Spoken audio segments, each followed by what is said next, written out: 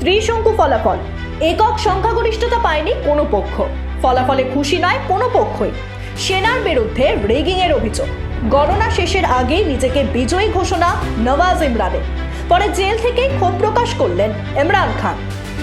8ই ফেব্রুয়ারি শেষ হয়েছে পাকিস্তানের নির্বাচন। শুক্রবার থেকে এখনো চলছে ভোট গণনা।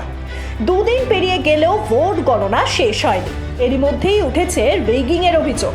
ভোট নষ্ট করতে মতদানপত্রে দুবার স্ট্যাম্প ফেলে দিয়েছে প্রশাসন। আনুষ্ঠানিক ফল ঘোষণার আগে নওয়াজ শরীফ এবং ইমরান খান শুক্রবার উভয় নিজেদের বিজয়ী বলে দাবি করে বসেন। দেশে আরও একবার তৈরি হয়েছে রাজনৈতিক অস্থিরতার পরিস্থিতি। প্রসঙ্গত, এতকাল পাকিস্তানের 30 জন প্রধানমন্ত্রী হয়েছেন, কিন্তু দেশের দুর্ভাগ্য কেউই 5 বছরের পূর্ণ মেয়াদ শেষ করতে পারেনি। সেনার সঙ্গে বিবাদ হতেই পথ ছাড়তে হয়েছে সকলকে। 16তম জাতীয় নির্বাচনেও রেগিং নিয়ে বড় সড় অভিযোগ তুলেছে পিটিআই। তাদের দাবি, শিয়ালকোটে রেগিং হয়েছে ভরপুর। এই অভিযোগ তুলেই তারা জানান, এখনো অবধি ভোটের যা ফলাফল, রিগিং না হলে হয়তো এর থেকে আরও কিছুটা এগিয়ে থাকতো তারা। এরপরে প্রাক্তন পাক প্রধানমন্ত্রী ইমরান খানের দলের 3 কর্মী নির্বাচনের ফল নিয়ে প্রতিবাদে নেমেছিলেন। তখন তাদের মারধর করা হয় বলে অভিযোগ। ফলে গুরুতর আহত হন 3 পিটিআই কর্মী। পাকিস্তানের সাধারণ নির্বাচনের মোট আসন সংখ্যা 264টি। এর মধ্যে এখনো পর্যন্ত 250টি আসনের ফলাফল ঘোষণা করা হয়েছে। তাতে দেখা গেছে ইমরান খানের দল পিটিআই সমর্থিত প্রার্থীরাই এগিয়ে রয়েছে। কিন্তু আসন সংখ্যার দিক থেকে পিছিয়ে থাকলেও নওয়াজ শরীফ বলেছেন, তার দল পাকিস্তানের মুসলিম লীগই এই নির্বাচনের সবচেয়ে বড় দল।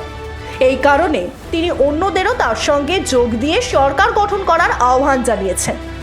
শেষ পাওয়া খবর অনুযায়ী পিটিআই 91, পিএমএলএন 71, পিপিপি 52, জামাত 2 এবং অন্যান্যরা 33টি আসনে এগিয়ে আছে। তবে পাকিস্তানে যে সরকারি গঠন হোক, দেশের অর্থনৈতিক পরিস্থিতি মোকাবিলায় তাদের কঠিন পরীক্ষার মুখেই পড়তে হবে, এমনই আশঙ্কা সাধারণের। প্রসঙ্গত, ইমরান খান পাকিস্তানে কারাবন্দী। নির্বাচনের কিছুদিন আগেই তার বিরুদ্ধে রাষ্ট্রীয় গোপন নথি পাচারের অভিযোগ আনে সরকার।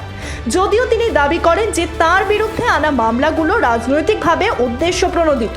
যেদিকে জল গড়াচ্ছে, তাতে বিলওয়াল ভুট্টোকে সঙ্গে নিয়ে নওয়াজ শরীফ সরকার করতে পারে। তবে নিয়ন্ত্রণ থাকবে সেনার হাতে।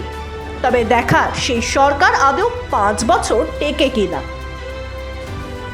Bureau report, West Bengal live.